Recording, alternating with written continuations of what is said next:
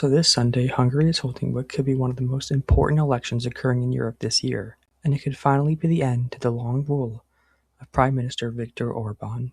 If you do not know who Orban is, he has been basically one of the faces of the global right for over a decade, ruling Hungary since 2010. Critics accuse him of cracking down on democratic institutions and independent media, tilting Hungary's political system heavily in his favor, constantly fighting with the European Union, and keeping much friendlier ties with Russia than most of Europe has been willing to tolerate, especially since the invasion of Ukraine. But now, after 16 years in power, he is facing by far the biggest threat to his rule yet, from Peter Magyar and his TISA party, with much of Hungary's other opposition either stepping aside, withdrawing candidates, or effectively rallying behind TISA as the main anti-Orban force. The polling heading into Sunday has been pretty divided depending on who you ask, with independent pollsters generally showing TISA ahead and pro-government ones keeping Fidesz close. But the bigger point is that this election could completely reshape Hungary, because one major projection shows that TISA potentially wins 2/3 of the parliamentary majority. If that happens, they would have the power to amend the constitution and change key laws,